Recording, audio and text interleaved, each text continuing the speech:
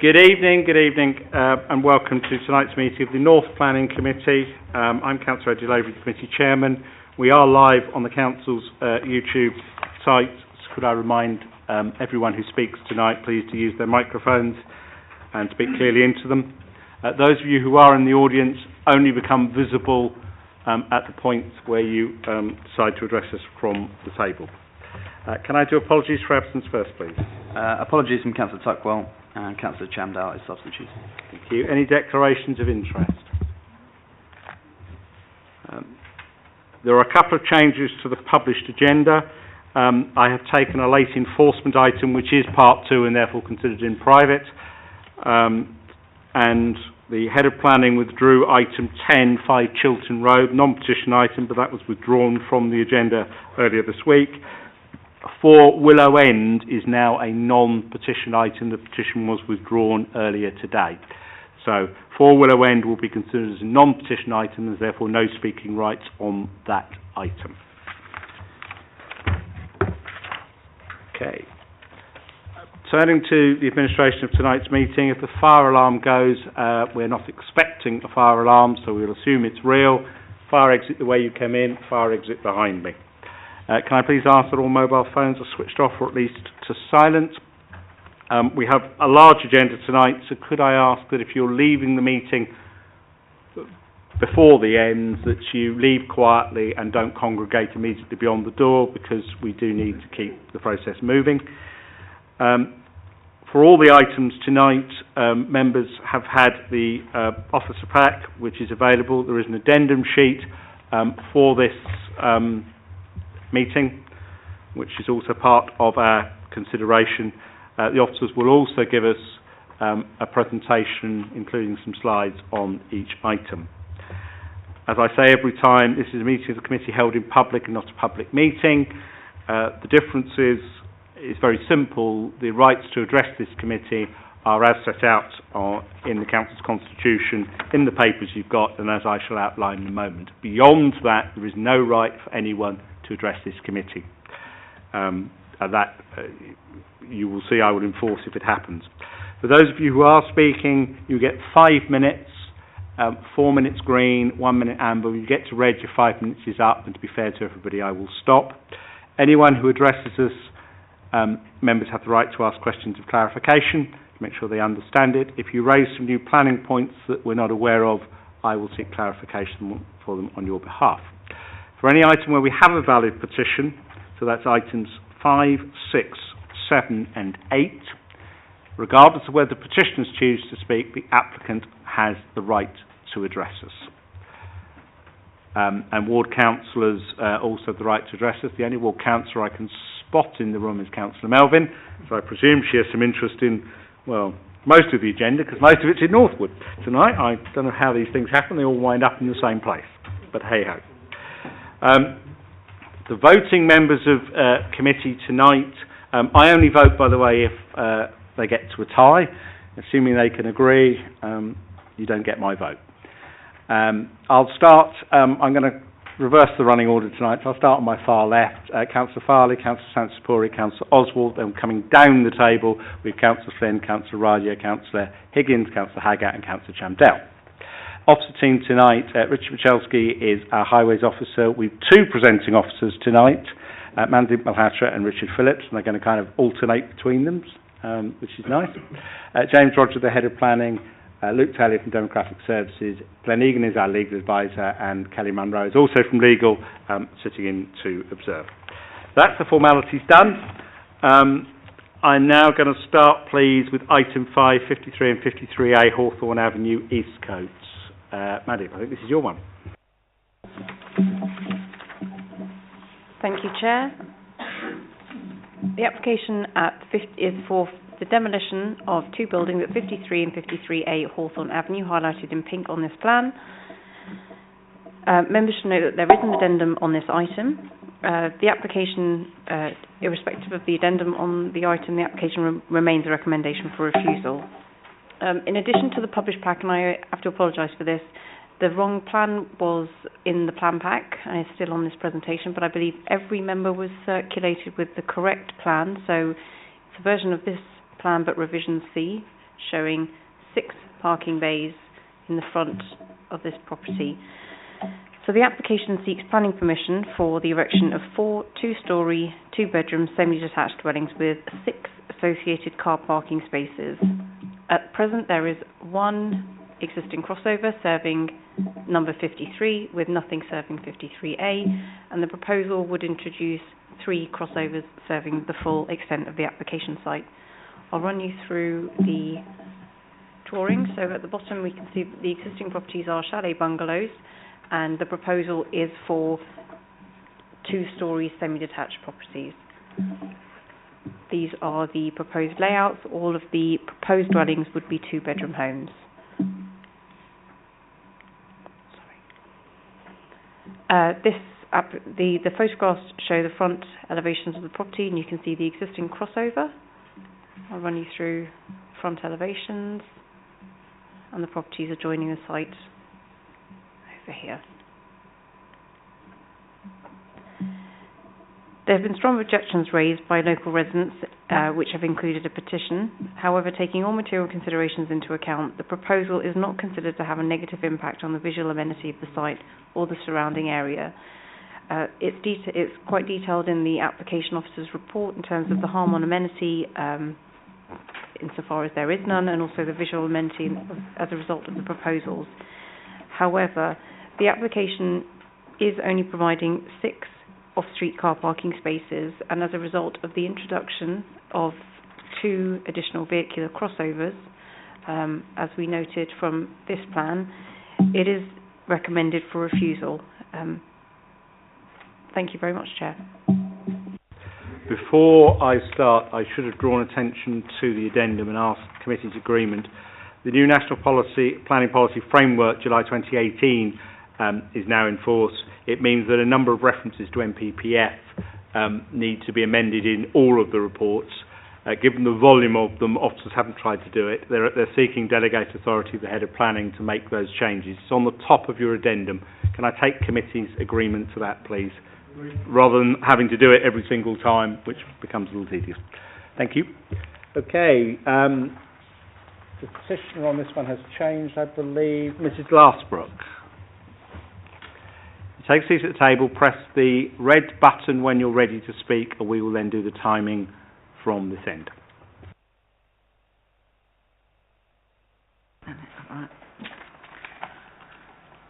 Thank you, Chairman and committee members, for the opportunity to speak on this application for concerned residents. Overall, we welcome the case officer's recommendation for refusal, but are disappointed that only one reason is cited. If this application were to go to appeal, we would hope that the strongest possible case has been made to ensure that the Council's decision is upheld. Please consider the following. We submit that there are issues in relation to the size and bulk of the proposed properties, their overall dominance and their lack of enhancement of the street scene, which can be used as further reasons for refusal.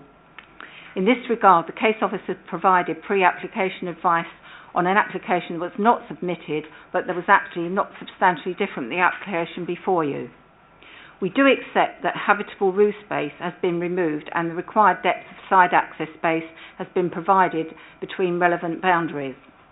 However, we do not accept that to change to the side roof elevation, which actually still remains its height, and the addition of a 1 metre passageway to each property are sufficient of themselves to negate the size, bulk and over-dominance of the street scene issued that was cited at the pre-application stage, but you are now asked to accept it by way of a report before you. Car parking, with the attendant road safety and on-road parking issues, are the reason for refusal. To give more credibility to these, we would add that the recent drawing shows shared parking arrangements across the front of all 4 properties. Thus, house owners would find that cars from other house owners could be parked in their front gardens, outside their front windows. In addition, they cannot be a turning circle within the front hard standing, so vehicles will still have to reverse out or into and from the road. We also believe that, irrespective of your determination this evening, there are 3 report changes required that we would ask you to agree at this meeting, such that the report should be sent out with the decision notice, which does contain them. 2 specific conditions are added. Permitted development rights are withdrawn, preventing habitable rooms being provided in the roof base at any future date, i.e. to prevent these properties from turning into 3-storey townhouses. Disabled access. The development must be built to the current building regulations M4(2) standards, as detailed and suggested as a condition by the case officer in 7.12 of the report. The report used to support addition notice will not contain the current contradictory wording between items 1 and items 10, which is only addressed by addendum providing solely for this meeting. They are required because overall a document without contradictions must be provided, and then, if you uphold refusal, the condition should be part of the refusal documentation, so that if the application goes to appeal, they have been logged as requirement to this stage. If you choose to accept the applications, the conditions are essential inclusions as caveats to any approval granted. We ask that you uphold the recommendation for refusal. I do hope you will ask questions of me. Unfortunately, I'm not able to answer any questions because I'm reading this out for somebody else, and so it could be discussed and detail any issues raised.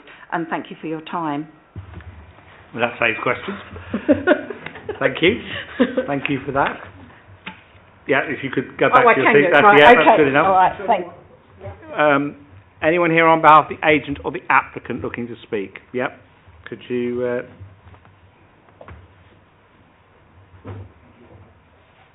put the microphone on when you're ready, and then we'll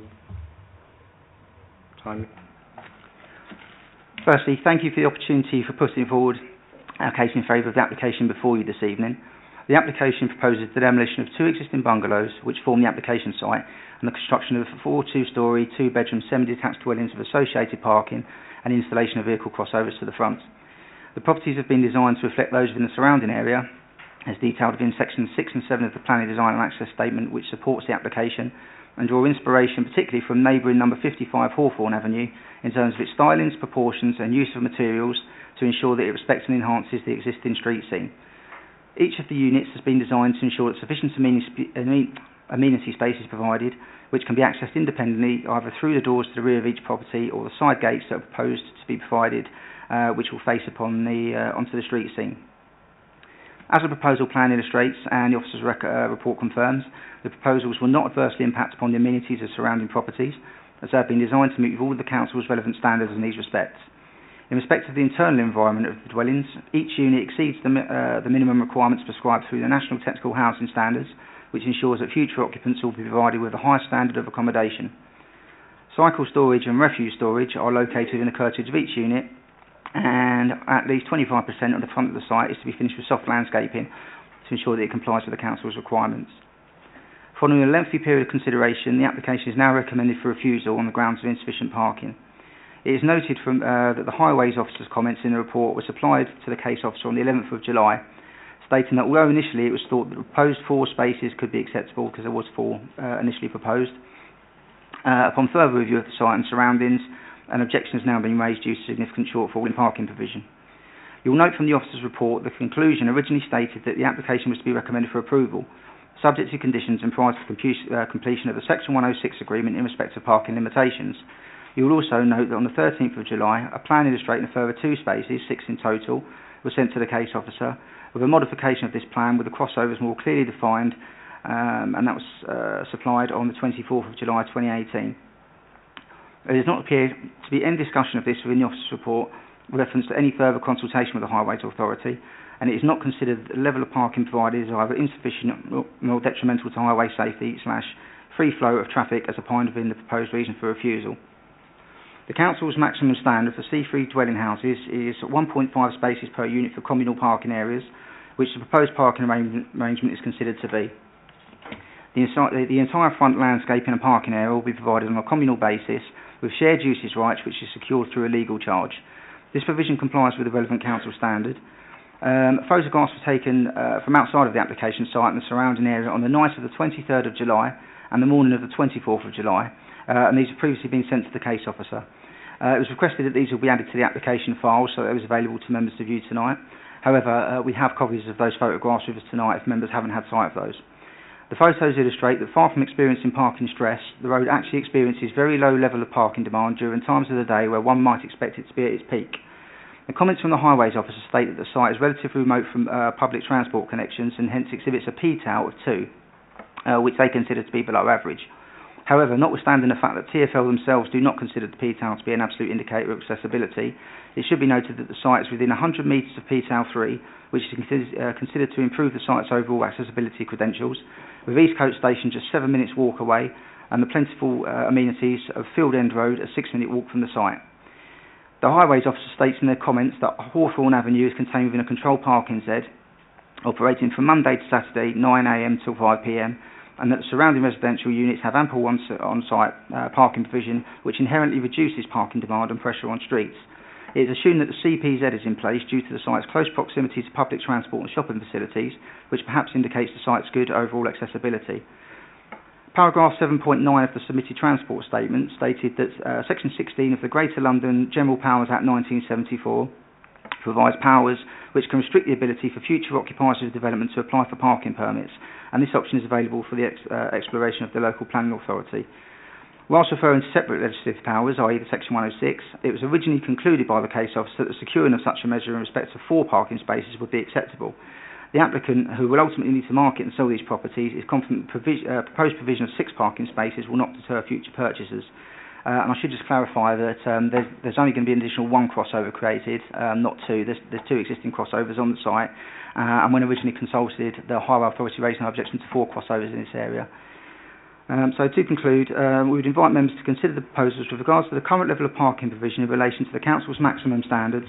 I think we have reached your 5 minutes. Thank you. I think you've got your point out. Thank you. Do the members have any questions? No? Thank you very much indeed. There are no ward councillors on this one. I'm going to pick 2 points out of all of that, if I might, very briefly. I'm sure in terms of what the residents asked for, the addendum is part of the committee papers, and the issues of the discrepancies in the report have been clearly covered in that document. I see no reason why committee couldn't note that should this have been recommended for approval, PD rights would have been removed, which I think is reasonable. Yeah, members could add, because obviously if members agree a refusal, that wouldn't stop you adding an informative, and the officers could explain in the informative why we would wish to withdraw permitted development rights, and there are various reasons because of the this particular site, because it's quite a compact development proposal, and if you increase the number of rooms to additional accommodation, you increase parking stress, etc. Okay, so I think that would be a reasonable thing to do. Can I just ask the highways officer to confirm the applicant seemed to be suggesting, and this is a technical question on parking numbers, we are saying that the maximum parking standard for this type of housing is 2, and that is what we're imposing. Could you just confirm that? Yes, Chair, I can, and that is correct. Good. That answers that. Well, I haven't got any more now. Councillor Higgins, please. Yes, I'll go with officer's recommendation and add that informative and any other ones that they could come up with that would help this refusal. I don't think there is.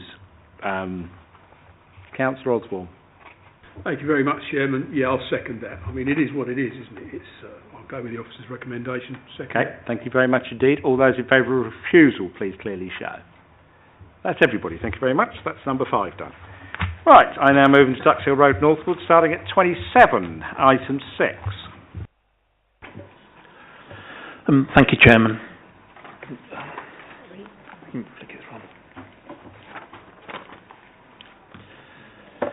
Yeah, this application seeks permission for a pair of 2-storey semi-detached dwelling houses with habitable roof space, together with associated parking, vehicular crossover and amenity space, involving the demolition of the existing dwelling house to be sited on the eastern side of Duxhill Road. There are items on the addendum sheet which relate to this item, and I believe there were some superseded plans included in the councillors' package, and an email was sent around relating to that and advising which ones had been superseded. Can I just comment on that? From the plan pack that was published, please ignore pages 142 and 147. I am told that all other matters in that plan pack relate to what you are considering. Thank you, Chairman. So if we just flick through the presentation, and that shows the location plan and the block plan, but I believe the roof plan has been superseded. So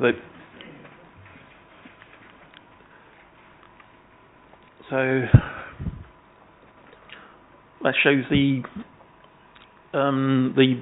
topography survey.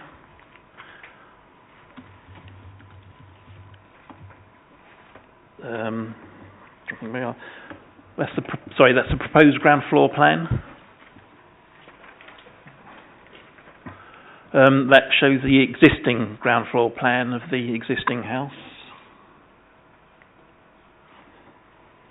And that's the proposed first and second floor plan.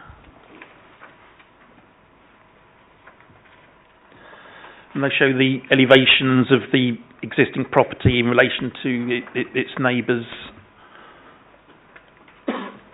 And that shows the proposed east and west elevations of the new pair of detached houses. And that shows the proposed north and south elevations, which are the side elevations of the pair. And that just shows the existing section of the existing property. And that shows the aerial photograph showing the property in context with its neighbours. And that's the front elevation of the existing property. Again, that shows the access road to the side of the existing property. That shows the property on the other side of the access road. Again, that's another shot showing the access road. And again, that's the rear of the existing property on site. Again, there's a fuller elevation of the rear of the property. That shows the existing property in the foreground in relation to its neighbour at number 29 Duxhill Road. Again, that shows the relationship the other way with the other neighbour across the access road. Again, that shows the next property down on the access road. And that's the view at the rear of the property. And that shows the existing property that used to form part of an outbuilding within the grounds of number 27, the application site. So that's been converted. And that shows the flank elevation of number 29. It shows the existing relationship between the two properties.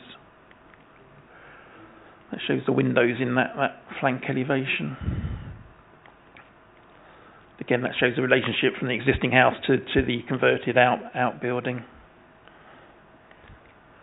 Again, another elevation of the rear of the existing property. These just various views of in the street scene.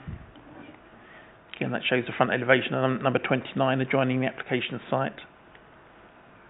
And again, slightly different view. Again, just a few other shots of the existing street scene.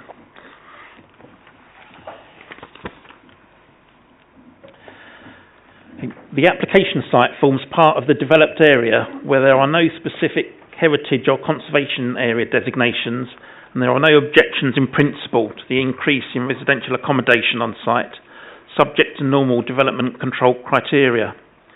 The houses would not breach any defined building line along Duxhill Road, and the semi-detached pair, incorporating a hipped roof, would give the visual impression of a large detached house. The houses would be appropriate in their context with the scale compared to the scale and design of surrounding properties. The dwellings would maintain an adequate separation distance between surrounding properties at the rear. As mentioned on the addendum sheet, the The side elevation of the proposed houses facing number 29 Duxhill Road would be some 9 metres from this property, that does appear to contain habitable rooms in its side elevation. Obviously, this is below the 15-metre standard required by guidance. However, given the first and second floor level of these windows, the impact on the flank elevation of the proposal would be reduced, and on balance, officers consider it to be acceptable. The amenities afforded to the occupiers of the new properties will be acceptable, with all relevant standards being satisfied. The proposal will provide 3 off-street car parking spaces per unit, and the highways officer confirms that no objections are raised on highway safety grounds. The site is not covered by any TPO or conservation area designations that will protect trees, and the landscape officer does advise that a high-quality landscaping scheme is required, in particular to ensure adequate planting along the front Duxhill Road boundary, which would be controlled by a landscaping condition. The application is recommended for approval, subject to the recommended conditions within the officer's report and the changes made on the addendum sheet. Thank you. Thank you, Richard. Petition on this one, Mr. Chauhan.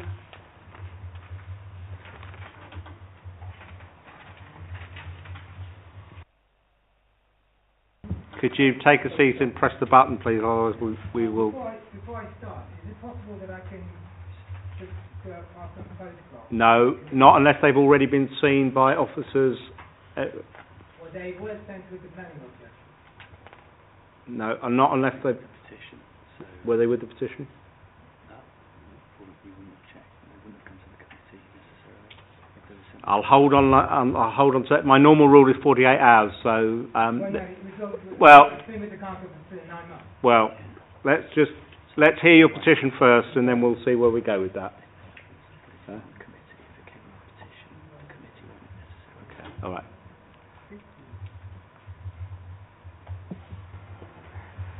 Dear Chairman and committee members, thank you for this opportunity to allow me to speak on behalf of all the petitioners and the residents surrounding the property, both behind and on the opposite side of the properties.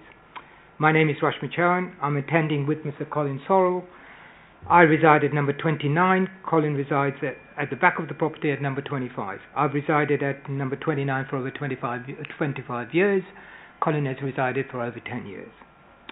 Policy B1 requires that all new developments must maintain the quality of the built environment and contribute to the community cohesion and a sense of place.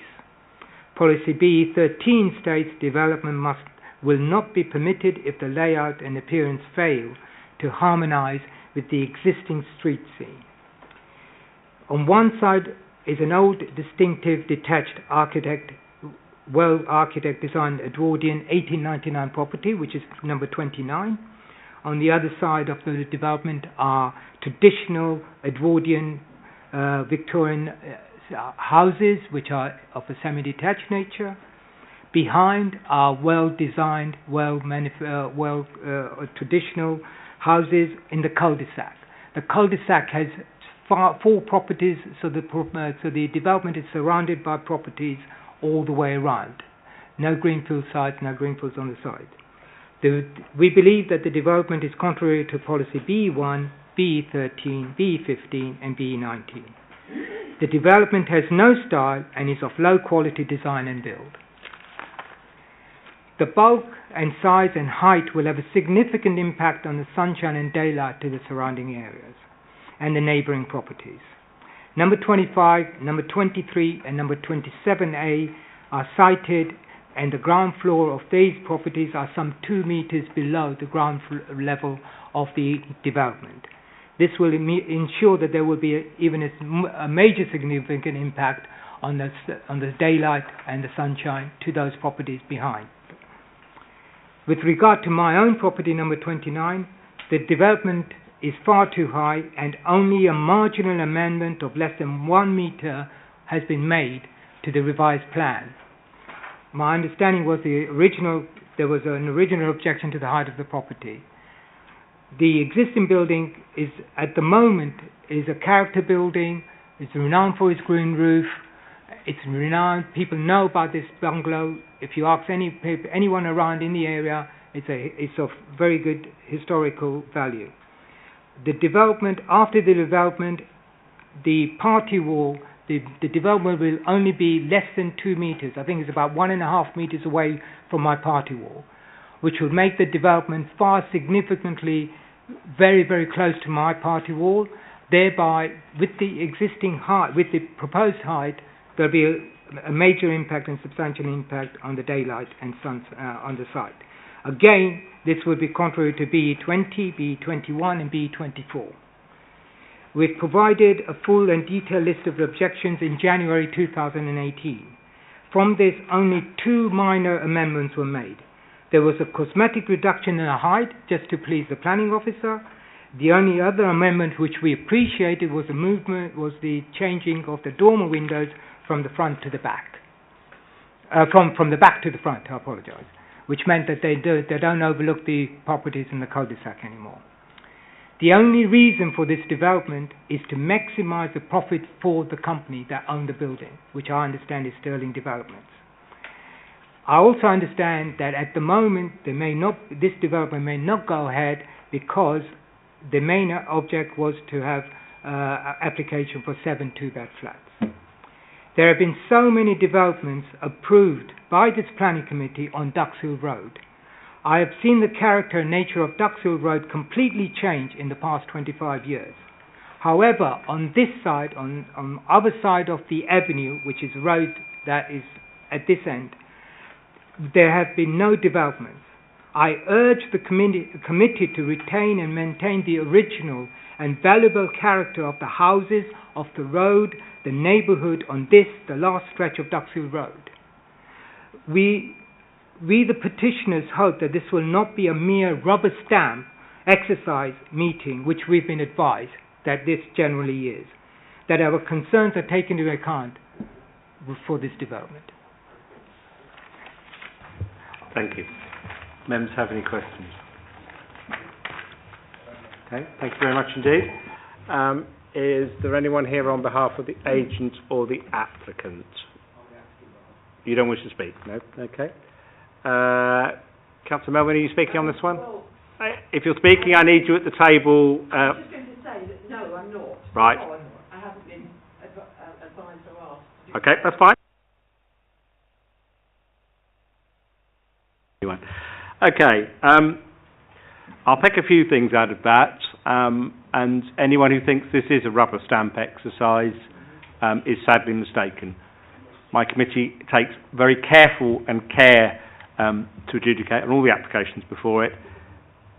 The fact they may not come to the conclusion that petitioners want on occasions is driven by planning policy. But they do not, if something goes through reasonably quickly, it is normally because the case for it, positive or negative, is very clearly been made and there's nothing more to say. I've got 2 issues. Party wall issues, by the way, are not something we can consider. They are a matter outside planning rules. Design will come up, I'm sure, in a moment, so I'm not going to do that one. In terms of replacing a building, that is only really relevant, and I'm sure officers will guide me if I mistake here, when we've got a locally listed building, a listed building, or something of that type. Other than that, if somebody wishes to redevelop, it really depends on the quality of what they wish to put in its place. Daylight, I'm sure, will come up in a moment, because Councillor Higgins is bound to. But officers are on notice, and I will want that one answered in a minute. Who wants to... Councillor Flynn, Councillor Higgins... Oh.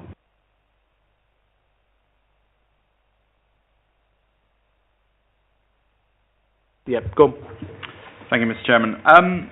Yes, this, for me, this kind of boils down to design, and design obviously is quite subjective. However, I have to say, looking at these plans and knowing the area a little bit, I would say actually that what is proposed here is actually more in keeping with the surrounding street scene and some of the properties that we've seen photographs of than actually the existing property.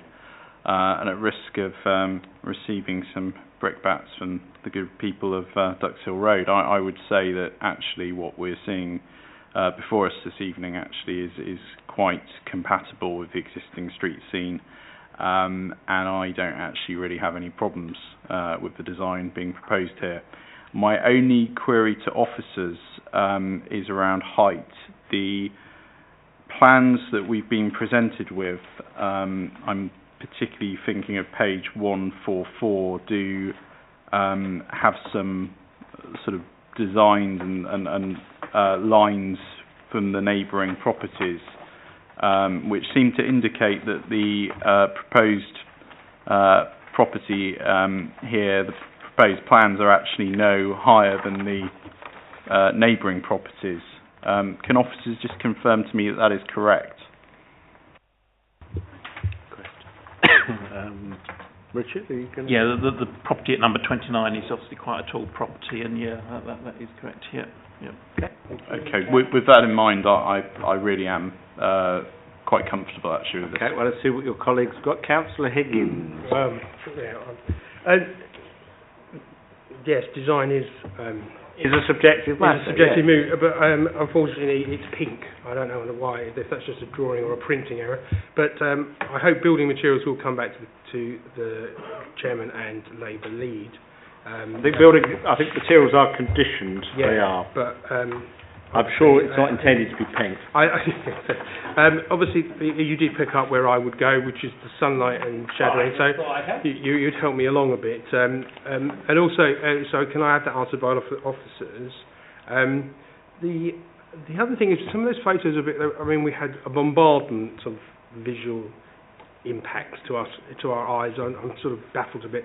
And one of those, there seemed to be the property seemed to be a lot closer to its neighbours. Was that me mistaken on that? Could you go through these photos again, please? Could you pick the one in question? Because there were rather a lot. Yeah, I know, but I can only this building. That's the former outbuilding, which is at the back. This is on the back. At the very back. This is going to be demolished, or is it? No. That's staying. So I'm a bit confused where that is on the plans. Officers will help you. I have found it at one stage in my deliberations. Which plan number, Mandy? Page 138. Page 138, I'm told. Number 27 Duxhill. Did you put your mic on? Sorry.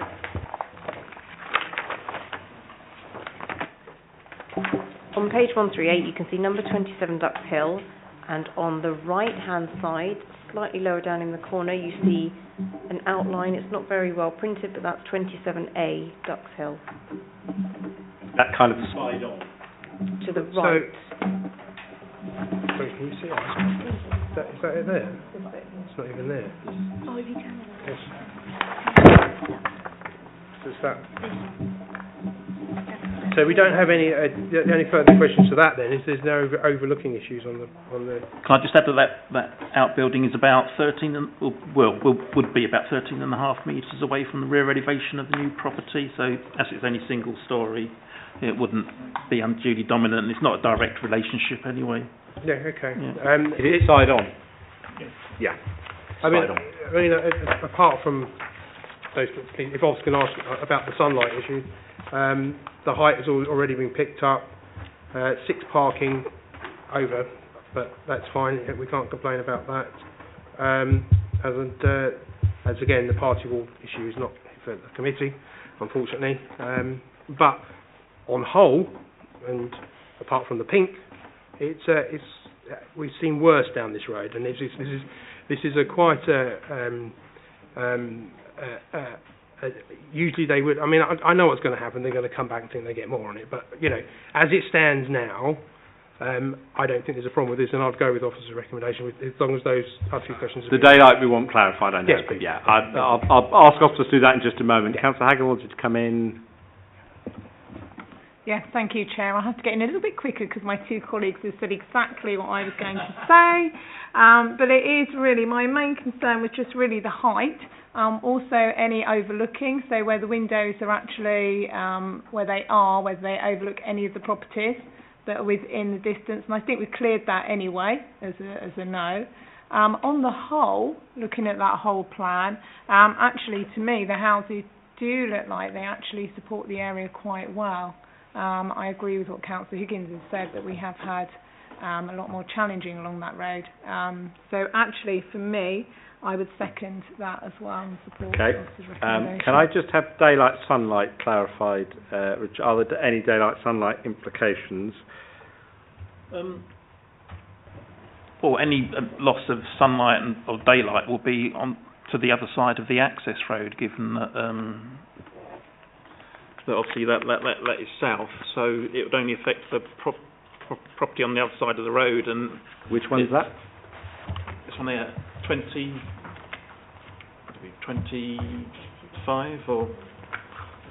But I mean, given the distances, I mean, it would be minimal, and it only affects the very side boundary. It's not. What is the distance that we have there?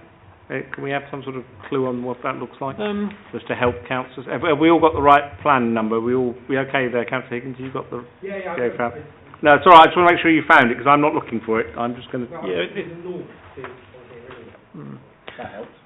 Yeah, it's about 9 metres away to the side of the garage on the adjoining property. Yeah. So you've got boundary fencing, and obviously that would. Yeah. So the officer, Councillor Higgins, do you want to come back? No, that's fine. I see where he's going with it. These plans are a bit of a, when it's too many colours, it just confuses like pink buildings. Yeah, I can see, but obviously the rear gardens, the front gardens will be in shadow. That's not affecting nobody, I don't think. No, it's fine. Thank you. Okay. So the one outstanding, I think, was, I'll pick Councillor Ryder in a minute, was just to make sure that the illustrative colour design doesn't come back as the actual, I think was the one. I know we have a materials condition, but we'll ask to have that strengthened in a moment, just to make sure that we don't accidentally wind. Well, your personal views on pink I will leave for others. I have a slight view on pink house on Duxhill Road, and others might. Councillor Ryder.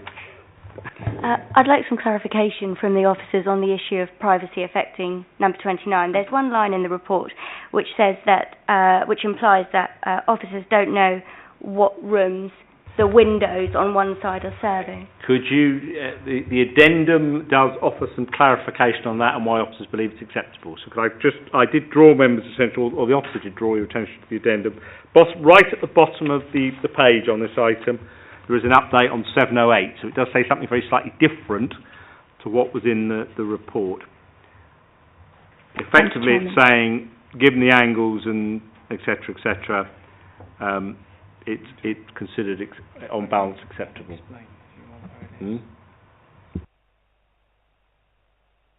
Anyone else? Some clarification. So on page 139, which is the site and ground floor plan, we've put that up on the PowerPoint. I can perhaps point to where the window is. So the window's about here. So the point I'd make is it's not down here right directly facing the side of the building, it's up here having more of an unimpeded view. So I don't know, it's about here. Does that make sense? I think it does. I appreciate this plan states that you can hopefully see that the point I'm trying to make is the window aligns pretty much with the back of the new dwellings rather than in the midpoint where it'd be more affected in terms of outlook. Okay, I think no. No, I'm regarding the point regarding my photos, because that would clarify the point that's just been raised. Your photos won't necessarily clarify anything because they don't show what we've got in relation to this. The planning officer has guided us. Well, the point you just answered. And the point that was just asked. I'm going to stop. I do not run a debate with those in the audience. I can't. Otherwise I'm going to do it at every planning meeting and we'll never get anything done. Okay. We've been guided by the planning officer and his team. There is guidance in the report. I'm going to ask the head of planning, could you look at condition 3? I'll delegate it. I'm happy to delegate it to you, James, but could we, I know it's a standard materials condition, but one of the illustrated plans does attempt to show pink buildings. Now, I don't think that's what we want to approve. Could you just look at that wording to make sure we get what we would expect to be in keeping with the rest of Duxhill Road? I mean, what we've done before is we've added an informative if we have a particular view on materials, and we could add an informative saying basically we don't want pink. Or words to that effect. Well, I would say that it is in keeping with the housing designs in Duxhill, which I'm sure is what is intended. But there's one addition members may wish to make to the landscaping addition I've just spotted, because I know it's a local issue. I suspect you'd wish to have, for the access point and the parking, permeable paving. Yes. Very good. I'm glad you may want to add that, because I know often drainage is an issue. It hasn't been raised tonight, but it often is. If you're happy to delegate to me, I'll ensure that the hard surfaces are conditioned appropriately. I think we've done this one now. We have I think I'm sure it's in here. PD rights have been taken away. I'm sure it's been done, but Yeah, done. Somebody proposed it a while back. You did, and I had a second. I think it was Councillor Hagger. On that basis, can I take this one forward, please? It is proposed for approval. All those in favour, please show me. That's everyone. Thank you very much. That's that one done. I'm now doing the land at the rear of 40 Duxhill Road. So we're which is number 7, page 41. It's all right. I'm just. Yep. Thank you, Chairman.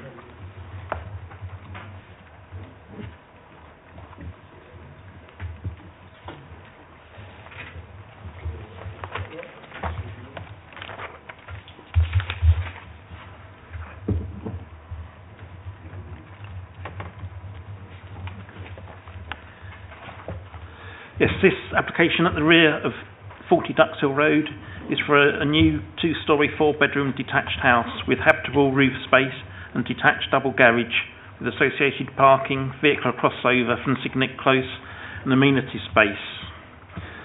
It has been appealed for non-determination. This committee item is therefore seeking the views and the determination the committee would have made on the application had the appeal not have been lodged in order to inform the planning inspectorate.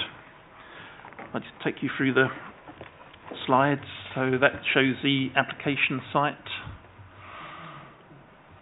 Obviously Signet Close is to the northeast. That shows the constraints surrounding the site, so the green area, obviously the adjoining green belt, but it's some distance from the application site. That just shows the location plan.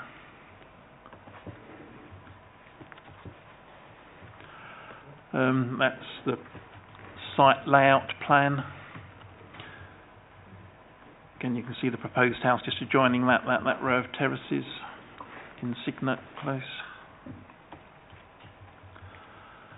That plan, it's the site layout plan, but it shows the hard and soft landscaping that's being proposed. And that is the site works plan.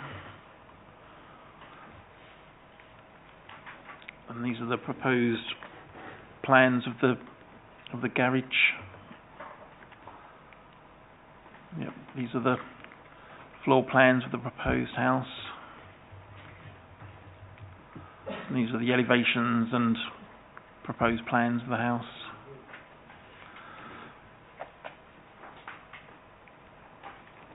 It's an aerial photograph showing the application site in its context with surrounding development.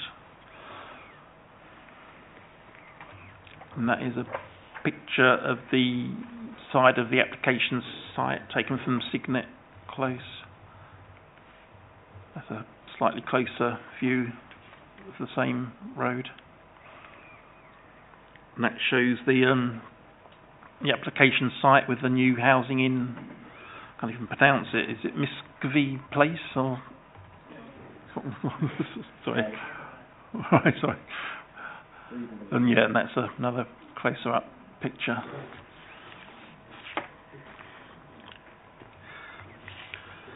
Okay, so the The proposed house would constitute a form of backland development that would not maintain the open and verdant character and appearance of the surrounding area. Furthermore, the proposed development, by reason of its design, would result in a building which would detract from the character and appearance of the street scene, causing harm to the visual amenities of the surrounding area. A reason for refusal has also been suggested due to the inadequate provision for the protection and long-term retention of two protected trees covered by TPO 742, and the loss of these trees will be harmful to the appearance, amenity and wooded character of the area. Concern was originally expressed in the committee report concerning the vehicular and pedestrian access from Signet Close, as it appeared that the site was landlocked by a thin strip of land. However, as detailed on the addendum sheet, a letter has now been received which indicates that there is a right of access to the site from Signet Close, and therefore this reason for refusal falls away. The officer's report also considered all other impacts of the proposed development and considers that in all other respects the scheme is acceptable. However, having regard to the Council's design guidance and the relationship of the proposed house with the adjoining property at number 7 Miscavige Place, it is considered that the minimum 15 metres separation distance to avoid undue domination would be breached, and a further reason for refusal is suggested, which is included on the addendum sheet. It is therefore recommended that the planning application would have been refused by this committee for the reasons detailed in the officer's report as amended by the addendum sheet, and the planning inspectorate be informed of the decision that would have been made on the application had a non-determination appeal not have been lodged. Thank you, Chairman. Thank you, Richard. Nanji, if you would care to come forward, you know the process by now. I do. I have a presentation which was submitted by the deadline. It was indeed. That's fine. I'm well aware of that. Without tripping over a bunch of wires, I just handed it out. It's all right. The head of planning will give you a hand. We'll do it for you. Just to keep. Otherwise, it takes us a considerable length of time. Yeah, it was going to help you, but there you go. I'll give you one instead. Have you? You'll be fine. You guys can all have them. I'm really good at it. No, don't worry. I think enough copies.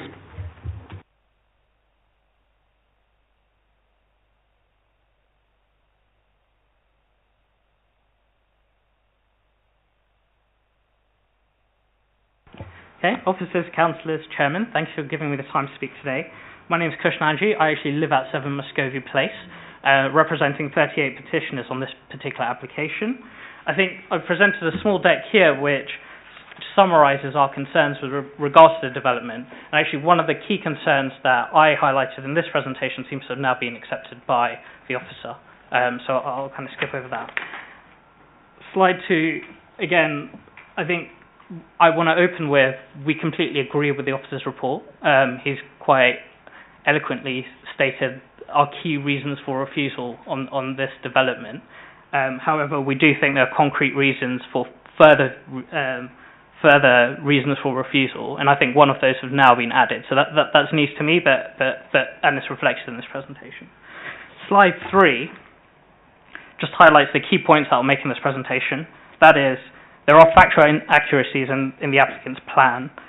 That the arguments that the applicant has made for the principal development is fundamentally flawed. Residents' immunity will be severely impacted by this development, and that's over-dominance, loss of privacy, loss of light, and parking standards which are just not in keeping with Hillingdon's own policies. And then the very destructive nature of this application on the area, which I think has been well covered by the officer. Slide 4 highlights, I think, just a fundamental issue with the proposal, in that the distances to surrounding properties are just inaccurate, and they do not form an accurate basis to make a conclusion. And actually, the distances are kind of crucially only 1 metre difference, but they do cause, that 1 metre seems to cause a breach in several of Hillingdon's policy tests, which I'll later on go through. I think slide 5, 5 and 6 just essentially make the fact that there is no principle of development for this site, and we completely agree with the officer's recommendation here. So I don't want to go through it in too much detail, but slide 6, I've noted in the appellant's report that they've put towards the planning inspector where they're kind of making an incorrect comparison against Muscovy Place as a justification for establishing a principle of development, and for the committee just to be aware that it's just a completely misleading comparison. And I've stated the reasons on the slide, but essentially there were no protected trees in Muscovy Place. It is on a much bigger site and much further away from neighbouring properties. And fundamentally, Duxhill Road, where Muscovy Place is set, is very different from Signet Close, and you saw that on the cover. Slide 7 again goes into the breach of the 15-metre rule for over-dominance. I was going to go through precedent that Hillingdon's gone through, and it wasn't reflected, but the council's correctly amended that, so slides 7 and 8 no longer need to be considered. I think one thing that is interesting about this development, it sits within an extremely close proximity to 7 Muscovy Place, and in fact the single-storey residential extension runs almost to the boundary of the rear of my property, and it's within kind of single-digit meters from our dining room, our kitchen, and then from living room and bedrooms. And quite frankly, it would completely enclose the rear of my property. And what I've tried to do on the picture is just show you that would be the outlook from the entire rear of my property. The retained hedge and fence, that is to scale. I've done it to scale to the 9.1 meters. And across all the rear rooms of my property, that is the outlook. That is a complete sense of enclosure and should be a further reason for refusal. On slide 10, again, what I tried to do here is highlight the actual distance for what is 6 Muscovy Place of a patio window.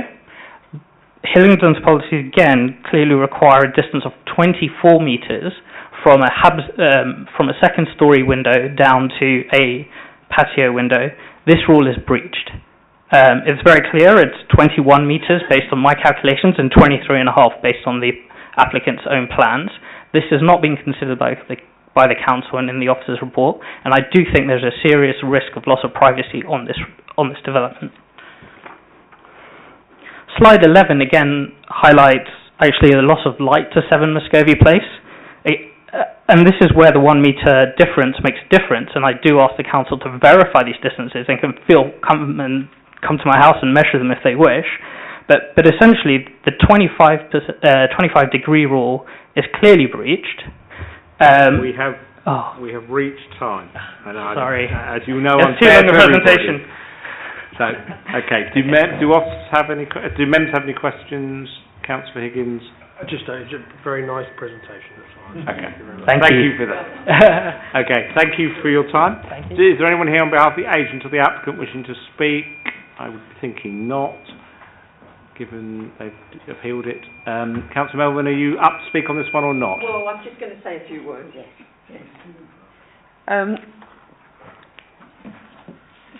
We're here again at the back of Duxhill Road. So we're always on this particular place. They seem to want to pack things in. But this particular one, and I'm really glad that it's up for refusal, and I hope that you will agree to it, because I've had a walk round and I don't know where the road that they were mentioning access into it is, but as far as I can see, there is none. It is a back garden that has TPO trees, and in order to get into it, those trees would have to be removed. Now, I think Tanji's put it really eloquently. This is not acceptable. And all 3 councillors, I believe Councillor Richard Lewis sent an email in to say that we were against it, and we are, because it's just overdevelopment, and we don't develop back gardens in Hillingdon, or at least I'm sure we don't, because that's what our ruling says. So, can you uphold the refusal, please? Thank you. Thank you. I'm going to ask officers in a moment for some clarifications around the slides. Could I remind members, though, this is a report on a matter that has been appealed for non-determination. So you don't have an option tonight that says, I might like to defer this and get some more information, because we've got to kind of move this tonight one way or the other. I'm going to ask officers before anybody else starts. Officers have seen the presentation, have had it for a number of days. Does the Head of Planning believe there are any more planning reasons can be added to the report in addition to the one he added earlier today? There's a bleak overlooking that we're satisfied we wouldn't be able to put a strong case at appeal, and then page 8 of the objectors document is the key one, because that shows the relationship where the 15 metres is breached, and effectively shows a 12.5 metre distance to a window that would need to be 15 metres away, or at least the development needs to be 15 metres away if it was to comply with our supplementary planning guidance, which it clearly does not. Hence, what the addendum does is it adds that as a refusal reason, but clarifies that we've received documentation proving to us that they do have a legal right of access across the narrow gap between Signet Close and the parcel of land they wanted to develop, which is why we've removed reason 3, because we were worried that we were dealing with a landlocked site, whereas they do actually have a right of access in documentation we've received. Okay, I've got Councillor Oswald, then Councillor Higgins, and Councillor Flynn on this one, or Councillor Flynn and Councillor Higgins. I think it's the other way round, but yeah, thank you very much, Chairman. Yeah, I mean, this road, big houses, big gardens, always going to be under threat, aren't they? I move the officer's recommendation, Chairman. Councillor Flynn. Thank you, Mr. Chairman. I can assure you there's absolutely zero ambiguity as far as I'm concerned on the merits or otherwise this application. I can see very little positive in favour of it, and for the myriad of reasons which are in the report and we've heard from the petition and the councillor, I very happily will second Councillor Oswell's proposal there. Well, I think there are no further speakers. I think Councillor Higgins is probably going to be a proposer or seconder anyway, I suspect. All those in favour of refusal, please clearly show me. Thank you. That one's refused. I now move to item 8. We remain in Northwood, 46 The Drive, Northwood. Mandate, I think, is this one. Thank you, Chair. 46 The Drive is the next application before members. Now, some of the committee members may remember this application. The application is essentially a resubmission of the previously refused scheme. So if you do recollect it, you're not mistaken in that it's a very similar scheme. So the application seeks permission for the erection of a detached 3-storey building with a basement level to create 8 self-contained flats with associated landscaping. This all follows the demolition of the existing property. As I mentioned, this is a resubmission of a refused scheme. To note, the refused scheme was appealed against, but the appeal was dismissed. And we have therefore reviewed the inspectorate's decision.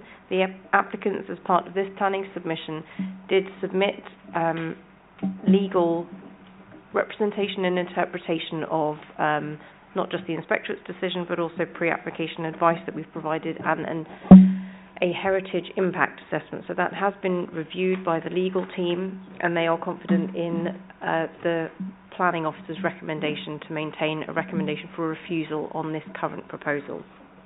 I'll take you through the plans. So the application site is located on the drive. This is the existing buildings and location plan, and this is the proposed site layout. So to the right on this plan, you can see the access ramp that takes you down into the basement, which is the basement level car parking, shown at the bottom right hand side of this plan, and the remaining layout shows the ground first and second floors. These are the proposed elevations of the application site. This plan sought to try and demonstrate that the residential amenity reason for refusal that was imposed on the original planning permission should be removed. However, planning policy at Hillingdon is that front gardens are not considered to be amenity space, back gardens. Therefore, The reason stands, so yes, there is justification to show and demonstrate that there is sufficient amenity space, but if it's a front garden, it doesn't count. Therefore, that reason for refusal again still stands. Topographical survey, and we now have some photographs of the site and surroundings. One of the principal reasons that the appeal was dismissed was that the character of this non-designated heritage asset was such that we should be retaining the existing building. That is maintained as a reason for refusal, and the application is recommended for refusal. Thank you, Madam. We have petition on this one, Mr. Rees.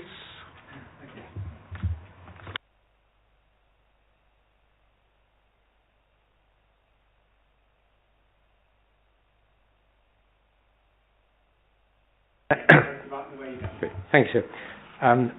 We sent in some photographs, additional photographs They were circulated. Thank you so much. Good evening. Thank you for the opportunity to speak on behalf of 107 residents from 51 houses in the drive and the lower part of Knoll Crescent. We are grateful to the planning officer for their very detailed report. The 7 pictures you've seen. The drive is a residential cul-de-sac. The properties are a mixture of bungalows, semi-detached and detached family homes. They're well set back with a well-demarcated and preserved building line on both sides. This gives a wide aspect to the whole road, greatly valued by the residents. The neighbouring houses of 44, 48, 50, 52 and 54 are all offset from 46 and from each other, which gives a very wide open aspect and enhanced privacy. The existing building, Dane End, is set at right angles to the road, as you've seen, and is attractive with its double gable, its mansard arched roof and its south-facing front. It's of local historical and architectural interest, we believe. It is the first house in the road and should be part of Hillingdon's heritage. It makes the road an interesting place to be. The garden to the east, towards the drive, was surrounded by hedging and mature trees, which were removed prior to the first planning application and the ecological survey. The proposed development remains very large, out of proportion to the other properties in the drive, and we believe completely out of character. It will be well in front of the established building line, which was set in covenant by the early owners of Dane End. It would dominate the lower part of the road and significantly detract from the street scene. Its size and position close to the boundary fences would still dominate both numbers 52 and particularly number 50, the dormer bungalow behind. I think there are pictures of the view out of that window. It would have a major effect on the privacy to both these properties from windows and on the light amenity to these and also to number 44, the larger house next door up the road. The basement, for which we've not seen any hydrological or geophysical survey, is even larger, extending almost to the road. The driveway and the ramp down into the basement almost fill the entire plot. This loss of the garden is likely to exacerbate surface water flooding. The patio and garden of number 54, this is the house behind the green hedge, are often underwater after heavy rain, and the bottom of number 48 at the back, this garden is waterlogged in the winter months due to the natural fall of the land. On fine weekends, overflow parking from the golf course currently means cars are parked on both sides of the road up past number 42. This, we feel, would be exacerbated by this development. Finally, there would be a loss of the openness and the green space, to the whole lower part of the road, and we sincerely hope that you will reject this application. Thank you, sir. Thank you. Do members have any questions? No. Thank you very much. Thank you. Thank you. Thank you. Mr. Wow?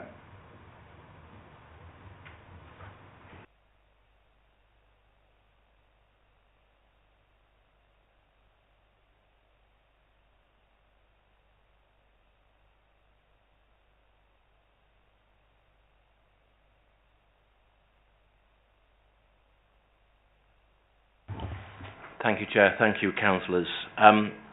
Well, as you know, as you've heard, there's an inspector's decision from last year, which is really the benchmark for this application. The inspector had various concerns, which in our submission have all been addressed. I was interested in your remarks earlier, Chair, about the demolition of non-listed and non-locally listed buildings. This is not a listed building, it's not a locally listed building.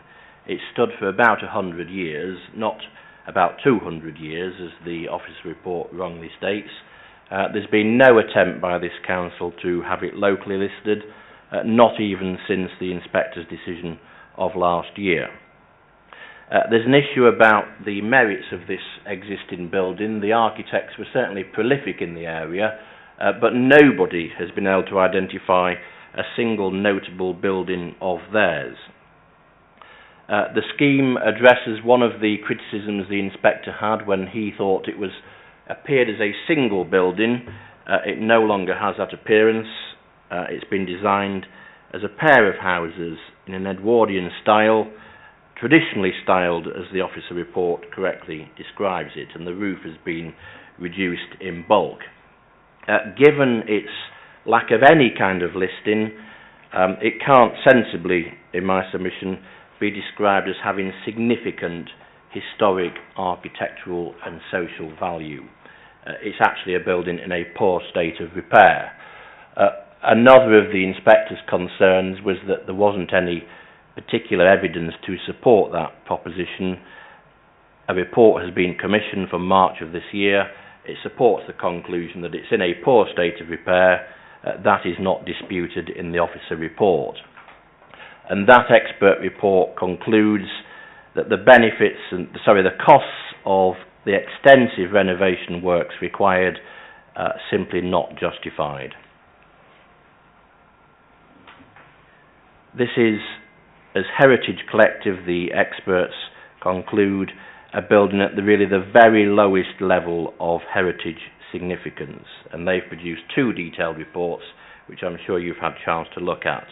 And you've got to weigh into your minds the demolition of this very insignificant non-designated heritage asset against the benefits that come from providing the proposed scheme, including the much needed new housing. And we argue that that benefit outweighs the loss of this particular building. Can I deal now with some miscellaneous points? Privacy, amenity space, flood risk, drainage, groundwater and stability, some of which have been touched on this evening. The inspector dealt with all of these. He found in the applicant's favour on each and every one of them. There's over 470 metres squared of amenity space proposed. The inspector had no issue in terms of amenity space. The officer report correctly explains that the principle of flats on this site is an established principle. There are no issues in terms of the mix of the houses, the density, matters such as traffic, which has been touched on a moment ago, access, safety, parking, trees, ecology. All of these are either non-issues or can be addressed by way of condition. The same goes for any issues around flood risk. I'll just deal with 1 or 2 of the properties in the drive, numbers 50 and 54. Number 50 is in mixed use. It's got an osteopathy clinic at the ground floor with some residential. The separation distance has been increased between the proposed building and number 50 since the inspector's report. Number 54 is even further away. The inspector had no issue at all with number 54, even with the previous scheme. The latest scheme is further away still. So I would argue that there's no issue of substance so far as those 2 properties are concerned. I began by saying the inspector had a number of concerns. They've all been addressed. I'd urge you to grant the application. Thank you. Thank you. Do members have any questions? Councillor Flynn. Thank you, Mr. Chairman. I'm somewhat confused here because in the opening remarks from the officers, the implication was that this latest application is identical to the one that we refused. But your submission is suggesting otherwise. Could you address that? Correctly so. So, for example, the previous building read as a single building with a higher roof, closer to number 50. It's been drawn back from number 50. The roof has been reduced in height. It now reads as two buildings with a glass link in between. So it is absolutely not. It would be nonsensical to put in an application for the exact same scheme as the inspector refused. In fact, the council will be entitled to say we're not even going to decide it. So take it from me, it's not the same scheme, and if you were given that impression, it wasn't the right impression. I'll ask officers for clarity, don't worry. Any other questions? No? Thank you very much indeed. Councillor Melvin, are you joining in on this one?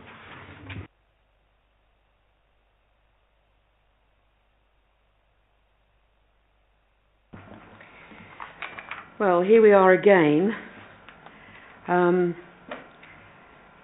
Northwood, in the last few years, has had a number of very old and interesting buildings demolished and flats or inappropriate buildings put in. The gentleman's just said that Dane End is of no real interest. Well, yes, it is. Just because it is not listed doesn't mean to say that it's not an important building. It is. And it would be an absolute crime, as far as I'm concerned, to demolish it. It is a very significant historical architectural and designated as a non-designated heritage, but it is a lovely building. The idea of putting flats on that end of the drive is just not acceptable. Obviously you probably haven't been down there, but you've seen the pictures, and the idea of that is not on. As far as I'm concerned, we should be trying to preserve some of the older buildings within Hillingdon and certainly within Northwood. So as far as I'm concerned, and another point, the idea of flooding was just waved away.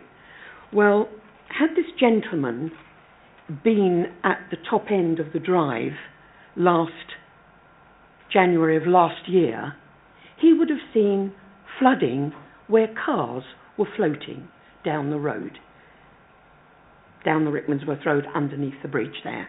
So to even think of putting an underground construction in that area would be absolutely ridiculous, because as we've heard, the gardens flood anyway and it cannot necessarily be stopped.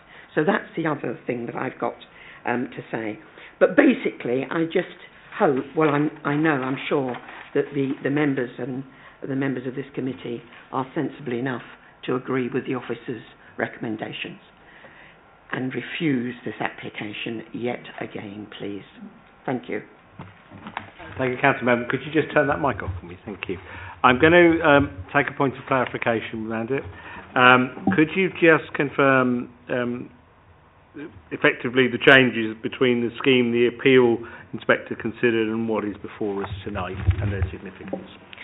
I apologise if I insinuated the scheme was the same. I was trying to say that the reasons for refusal are predominantly the same. The scheme has been reduced by 1 unit. I think the summaries by the conservation officer go quite far in identifying that the reductions in scale and siting are marginal over and above the previous refusal. So this scheme is different, but as per the Urban Design and Conservation Officer's comments, they are marginal reductions, hence the reasons for refusals are all but one, I believe, is the same as the previous scheme. I think that has clarified that matter, thank you. Councillor Higgins? Yeah, just mindful of the basement rule that we once before got collared on. Is this over? This basement is huge, absolutely huge. I mean, is this? Well, I think we've got a flooding refusal reason, which I but think is it, should. does you're right. Your concern is yeah, correct. but does it fall in our rules and regulations? I don't understand what this glass bit is in the middle of joining these two buildings. It's absolutely hideous. I don't know whoever designed that. It's absolutely appalling. It's subjective matter, of course. Subjective, of course, and and obviously, I've been told that obviously I know nothing about listed buildings or anything else, really. But that building is a lovely building. Yes, it does need renovation. It does things, and unfortunately, we live in a society that it will eventually be something we'll put on there. But this basement is just absolutely Can ridiculous. I just clarify then with officers that does that flooding refusal reason obviously cover a basement as well? I think with the councillor's question that I picked out of that lot. I suspect it does, but I want absolute clarification because I don't want to end up walking into something next time I see this one. It does. So the wording relates to groundwater conditions, structural stability, so that goes as far as needing the assessment of the basement. Our emerging basements policy is not yet adopted and therefore not referred to, but potentially might be referred to if an appeal is lodged. Councillor Higgins and Councillor Ryder. On that, I will go with officer's recommendation. Right, let me just hear what your two colleagues have got to say. Councillor Ryder was first, then Councillor Hager was slightly second, but, democratic. I think there are many reasons which we could base a refusal on, but I would be interested in the officer's comments on the claims made by the applicant about the report from the planning inspectorate and why there is a discrepancy between the way the inspectorate is viewing the application and the council. There may not be a discrepancy, but the head of planning will help me. What's slightly unique about this report is you've got legal officer comments on page 74. The penultimate paragraph, I think, is perhaps the key one. So, effectively, I think the easiest I can put it is that there's a fundamental disagreement between the applicant's agent and officers on this one. But we have our view, they have theirs. I won't go through it all, but on page 74, you actually... the point I'd make is you've actually got legal comments in this report, not just comments from the conservation officer regarding how to deal with the heritage asset issue. Okay, Councillor Hager. Yes, thank you, Chair. I mean, I support the officer's recommendations for refusal. For me, the main things are the heritage asset that we said, but also the amenity space. We're going from 3 self-contained flats, just added it up to 17 bedrooms. So for me, that is a very big change. Okay, are you happy to second officer recommendations on that basis? And I'm presuming nobody else was rushing into this one. I'm proposed and seconded. All those in favour of refusal, please clearly show. Thank you very much. That one's refused. Right, I've reached the end of petitions for tonight because 4 Willow End no longer has one. This is a familiar one to many of you. And if you haven't seen it at least once, you just haven't been here long enough. Is all I will say. Mandy, would you just show us the photos of what we have now achieved? And bear in mind the Gate Hill Residents Association have withdrawn their objections to this one, so that's... we remember this one, don't we? So the proposal is for the retention of the timber staircase. Now, I am hoping... No, okay, so we have now achieved the painting of the staircase and also some landscaping alongside the site. We've got photos of the painting and the landscaping. Have we not got them? Because that's the whole point. We'd like to see what we've achieved. Yes. I'd rather not. Part of the reason I get someone to bring a laptop is for little emergencies like this so that we can revert to the laptop. So apologies, but if you can bear with us, Mandip, will hopefully we can pass around the key image. I believe we have some photos that improve the situation, which would be progress.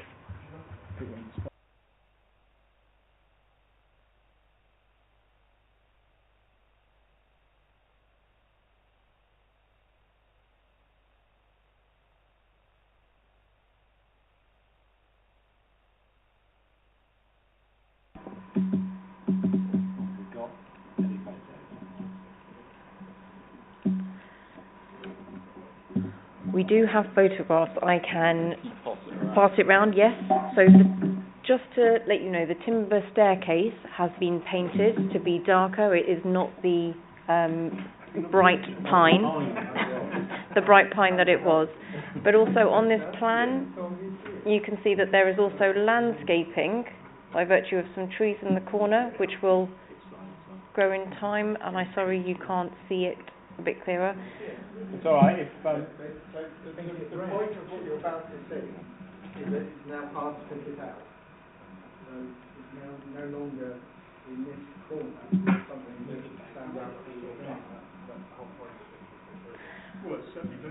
I am sorry about the presentation not having been updated. That is a remarkable improvement on the pine, I would have to say. But yeah. Yeah, just one question. If my memory's coming back of this disaster, but we had obviously we can't see it now, which is a result. But then we have some issues about access of the path.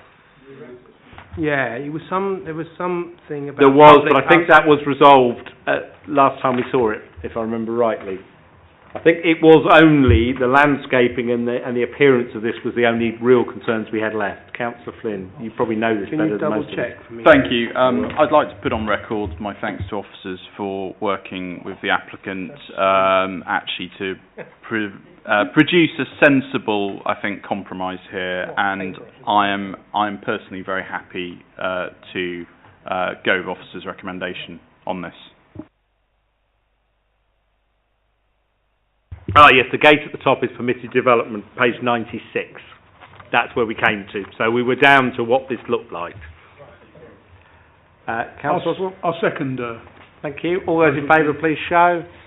Lovely, that one's approved. Item 10 was removed from the agenda by the Head of Planning.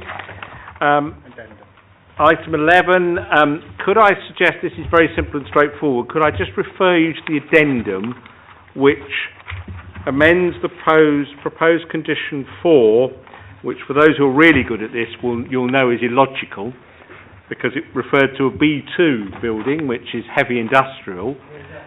We are talking about a mix of A1, which is retail, and A2, which is sort of an estate agent's office or something of that ilk. Okay. Now, move the officer's recommendation. Thank you, Councillor Oswald. Councillor Higgins. All those in favour, please clearly show. Thank you very much indeed. And thank you for your time. Oh, sorry, I've got a B. I forgot about the B, didn't I?